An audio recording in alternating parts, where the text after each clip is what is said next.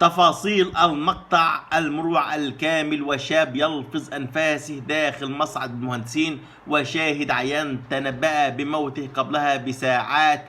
الترولي اتحشر به داخل الأسانسير. التفاصيل كاملة ومشاهدة المقطع الكامل، وأنصح بعدم مشاهدته لمن هم دون 18 عام، وذلك لفظاعته.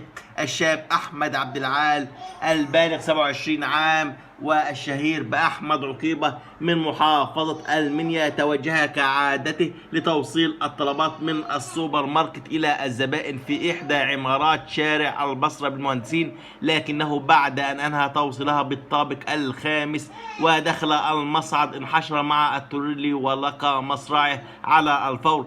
قال شاهد عيان لإحدى الصحف المصرية إن الشاب كان يعمل مع ابن عمته في سوبر ماركت بشارع البصرة بالمهندسين، ومكلف بتوصيل الطلبات إلى العقارات القريبة، حيث ذهب أمس في حوالي الساعة 1 ظهرا وهو يحمل الطلبات إلى العقار محل الواقعة. وأضاف شاهد العيان أن الشاب كان يحمل العديد من الطلبات داخل الترولي، وبعد أن انتهى ذلك وفي الطابق الخامس ركب معه الترولي وأغلق باب المصعد، لكنه فوجئ بالترولي حشر ولم يستطع إنقاذ نفسه ولقى مصرعه على الفور بعد احتجازه داخل الأسانسير.